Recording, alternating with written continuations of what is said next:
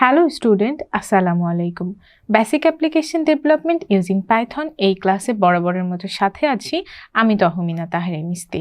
আজকের ক্লাসে আমরা চ্যাপ্টার 4 নিয়ে আলোচনা করব। আমাদের চ্যাপ্টার 4 এর টাইটেল হচ্ছে basics of object oriented programming.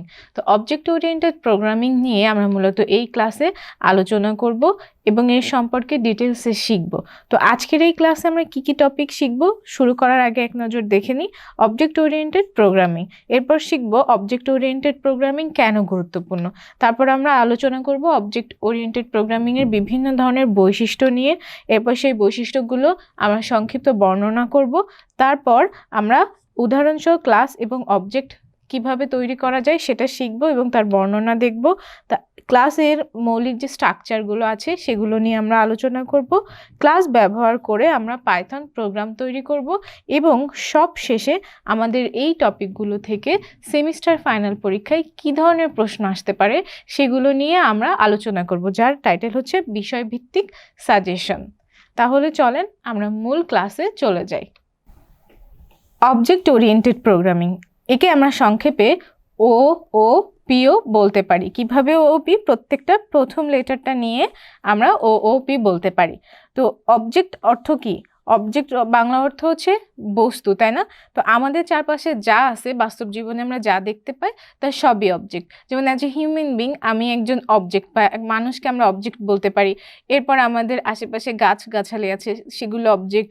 পশু পাখি সবই একটা একটা ঘর বাড়ি সবই আমাদের অবজেক্ট, তাই না? আর প্রোগ্রামিং তো আমরা জানি, প্রোগ্রামিং কি আমাদের একটা কম্পিউটারের ভাষা, তাই না? আর ওরিয়েন্টেড অর্থ হচ্ছে ভিত্তিক, তার মানে অবজেক্ট ভিত্তিক যে প্রোগ্রামিং তাকে আমরা কি বলবো? Object oriented programming. তো এটাকে আমরা সুন্দরভাবে ফর্মালি যদি বলতে চাই তাহলে কি বলতে পারি যে অবজেক্ট ওরিয়েন্টেড প্রোগ্রামিং বা OOP হচ্ছে কম্পিউটার প্রোগ্রামিং একটা মডেল, যা ফাংশন এবং লজিকের পরিবর্তে ডেটা বা অবজেক্টের সাহায্যে সফটওয়্যার ডিজাইনটি সুগঠিত করে। তো এখানে কি বলা হয়েছে? ফাংশন এবং লজিকের পরিবর্তে ডেটা বা অবজেক্টের সাহায্যে কি করবে? একটা সফটওয়্যারের ডিজাইনটিকে সুগঠিত করবে। এরপর আসেন অবজেক্ট ওরিয়েন্টেড প্রোগ্রামিংয়ের মূল ভিত্তিই হচ্ছে অবজেক্ট, যেটা আমরা অলরেডি বলে ফেলেছি, তাই না? যে প্রোগ্রামিংয়ের মূল ভিত্তি অবজেক্ট তাকে আমরা অবজেক্ট ওরিয়েন্টেড প্রোগ্রামিং বলি। এটা একেবারে সিম্পল, এক কথায় উত্তর। হ্যাঁ, এরপর আসেন যে অবজেক্ট ওরিয়েন্টেড প্রোগ্রামিংয়ের বিভিন্ন ধরনের উদাহরণ আছে, যেমন C++, জাভা, পাইথন, এগুলো হচ্ছে আমাদের অবজেক্ট ওরিয়েন্টেড প্রোগ্রামিং। তাহলে চলেন অবজেক্ট ওরিয়েন্টেড প্রোগ্রামিংয়ের কী কী ফিচার্স আছে বা বৈশিষ্ট্যগুলো আছে সেগুলো আমরা এক এক করে জেনে নিই। প্রথম ক্লাস, এরপর আসেন অবজেক্ট, তারপর abstraction, inheritance, encapsulation, polymorphism, message passing, dynamic binding আর ওপেন রিকারশন। এগুলো মূলত অবজেক্ট ওরিয়েন্টেড প্রোগ্রামিংয়ের বৈশিষ্ট্য। আমরা এখন এই অবজেক্ট ওরিয়েন্টেড প্রোগ্রামিংয়ের বৈশিষ্ট্যগুলো একটু বর্ণনা জেনে আসি। আমরা ইন ডিটেলস পড়বো না, এই যে প্রত্যেকটা বৈশিষ্ট্য নিয়ে আমাদের পরবর্তী চ্যাপ্টারে ইন ডিটেলসে আমরা শিখব। আমরা এই চ্যাপ্টারে শুধুমাত্র ক্লাস আর অবজেক্ট এই দুইটা টপিক নিয়েই আলোচনা করব, কিন্তু বাকিগুলোর আমরা কিছু প্রাইমারি নলেজ নিয়ে আসি। প্রথমেই আমরা ক্লাস এবং অবজেক্ট সম্পর্কে শিখব। ক্লাস এবং অবজেক্ট সম্পর্কে জানার জন্য আমরা মনে মনে আমাদের ক্লাসরুমটা কল্পনা করতে পারি। তো আমাদের ক্লাসরুমে মূলত কি কি আছে? ক্লাসরুমে আমাদের চেয়ার আছে, টেবিল আছে, তাই না? প্রজেক্টর আছে, হোয়াইট বোর্ড আছে, মার্কার আছে, ফ্যান আছে, এসি আছে, এরকম বিভিন্ন ধরনের এলিমেন্টগুলো আছে, তাই না? তো এই প্রত্যেকটাকেই আমরা কি করতে পারি? একটা একটা অবজেক্ট হিসেবে বিবেচনা করতে পারি এবং এই সবগুলো অবজেক্টের সমন্বয়ে আমাদের মূলত একটা ক্লাসরুম তৈরি হয়। তো এই যে মূলত বিভিন্ন ধরনের উপকরণগুলো নিয়ে আমরা একটা ক্লাসরুম তৈরি করছি, এই ক্লাসরুমের একটা নির্দিষ্ট মডেল আমরা মনে মনে কল্পনা করে নিচ্ছি। এই মডেলটাই হচ্ছে ক্লাস এবং যে যে উপকরণগুলো দিয়ে এই ক্লাসটাকে আমরা সাজাতে পারছি তাকে আমরা বলবো অবজেক্ট। তাহলে চলেন ক্লাস এবং অবজেক্টের ফর্মাল ডেফিনেশনটা শিখি। পাইথনে মোটামুটি সব কিছুকে আমরা অবজেক্ট হিসেবে বিবেচনা করে নিই। একটি অবজেক্ট কিছু ডেটা বা ভেরিয়েবল এবং কিছু ফাংশনের একটি সংগ্রহ যা ডেটাগুলো নিয়ে কাজ করে। আর একটি ক্লাস হচ্ছে সেই অবজেক্টের জন্য একটা ব্লুপ্রিন্ট। একটি অবজেক্ট একটি ক্লাসের ইনস্ট্যান্স। অবজেক্ট ওরিয়েন্টেড প্রোগ্রামিংয়ে পাইথনের অবজেক্ট ক্লাসের মাধ্যমে কি করা হয়, ডিফাইন করা হয়। ক্লাসের অভ্যন্তরে প্রপার্টিজ এবং ফাংশনগুলো থাকে। ক্লাসকে সাধারণত আমরা ক্লাস কিওয়ার্ড দ্বারাই কি করব, ডিফাইন করব। এরপর আমরা অ্যাবস্ট্রাকশন সম্পর্কে জানব। অ্যাবস্ট্রাকশন মূলত সিকিউরিটির কাজ করে। কি সিকিউরিটি দেয়? আমাদের ক্লাসের অভ্যন্তরে যে ডেটাগুলো থাকে সেগুলো জানি ক্লাসের বাইরে থেকে কেউ অনাকাঙ্ক্ষিতভাবে অ্যাক্সেস করতে না পারে বা প্রবেশ করতে না পারে, সেজন্য একটা সুরক্ষা প্রদানের কাজ করে। তাই অ্যাবস্ট্রাকশন ক্লাসের অভ্যন্তরে ডেটা এবং ফাংশনকে ক্লাসের বাহির হতে অবাঞ্ছিত অ্যাক্সেসের হাত থেকে সুরক্ষা প্রদান করে। এরপর আসেন ইনহেরিটেন্স। ইনহেরিটেন্স কথাটার সাথে আমরা সবাই কম বেশি পরিচিত, তাই না? ইনহেরিট কথাটার অর্থ কি বলেন তো? ইনহেরিট কথাটার অর্থ হচ্ছে উত্তরাধিকার সূত্রে। তার মানে আপনি উত্তরাধিকার সূত্রে আপনার বাবার থেকে কোনো কিছু পেলেন, বা আপনার বাবা আপনার দাদার থেকে উত্তরাধিকার সূত্রে পেয়েছে, তার মানে কি একটা জেনারেশন পর আপনি পাচ্ছেন। তো এই বিষয়টাকে মূলত আমরা উত্তরাধিকার বলে থাকি। ঠিক তেমনই এই পাইথন প্রোগ্রামিং ল্যাঙ্গুয়েজের মধ্যে বা অবজেক্ট ওরিয়েন্টেড প্রোগ্রামিং ল্যাঙ্গুয়েজের মধ্যে একটা বৈশিষ্ট্য আছে। সেই বৈশিষ্ট্যটাকে আমরা ইনহেরিটেন্স হিসাবে জানবো, যেখানে মূলত আমাদের কি থাকবে, দুইটা ক্লাস থাকবে। তো দেখি প্রোগ্রামিংয়ে একটি ক্লাসের ডেটা অন্য একটি ক্লাস যদি উত্তরাধিকার সূত্রে ব্যবহার করে, সেই ব্যবহার করার পদ্ধতিকে আমরা মূলত ইনহেরিটেন্স বলছি। তো এখানে দুইটা ক্লাস থাকবে, আমি অলরেডি বলেছি। একটা হচ্ছে প্যারেন্ট ক্লাস, যাকে প্যারেন্ট অথবা আমরা বেস ক্লাস বলতে পারি, আর অন্যটা থাকবে হচ্ছে চাইল্ড ক্লাস, বা তাকে আমরা ড্রাইভ ক্লাসও বলতে পারি। ইনহেরিটেন্স প্রোগ্রামে ব্যবহার করার কিছু সুবিধা আছে, যেমন ইনহেরিটেন্স প্রোগ্রামে রিডান্ডেন্সি কমায় আর প্রোগ্রামকে লাইট ওয়েট করে। ইনক্যাপসুলেশন, ক্যাপসুল কথাটার সাথে আমরা সবাই পরিচিত। ক্যাপসুল বলতে মূলত আমরা কি বুঝি, যে আমাদের একটা ওষুধ আছে, তাই না? সেই ওষুধটার উপরে একটা আবরণ দিয়ে আমরা মেন ওষুধটাকে কি করি, লুকিয়ে রাখি বা ঢেকে রাখি। তো এখানেও ইনক্যাপসুলেশন বলতে বোঝাচ্ছে মূলত ঢেকে রাখা। তো কি ঢেকে রাখি দেখি? ইনক্যাপসুলেশন অর্থ গোপনীয়তা। অন্য কোনো অবজেক্ট থেকে কোনো ক্লাসের ডেটা লুকানো বা সরাসরি ব্যবহার করা থেকে বিরত রাখাই মূলত ইনক্যাপসুলেশন। অর্থাৎ কোনো ক্লাসের ডেটা বা মেথডকে প্রাইভেট করে রাখার প্রক্রিয়াই হচ্ছে ইনক্যাপসুলেশন। এখানে একটা কথা আছে যে ডেটা তো আমরা সবাই জানি যে ডেটা কি, মেথড কি, তাই না? আমরা অনেকেই হয়তো বা মেথড সম্পর্কে জানি না। তো মেথড সম্পর্কে জানার জন্য ভিডিওটি দেখতে থাকেন। এই ভিডিওতেই আমরা মেথড নিয়ে আলোচনা করব। এরপর পলিমরফিজম দেখি। পলি কথাটার অর্থ একাধিক এবং মরফিজম অর্থ কাঠামো, অর্থাৎ কোনো অবজেক্টের একাধিক কাঠামো। প্রোগ্রামিংয়ে পলিমরফিজম বলতে বোঝায় একই ফাংশনকে ভিন্ন ভিন্নভাবে ব্যবহার করা বা ভিন্ন ভিন্ন আচরণ করা।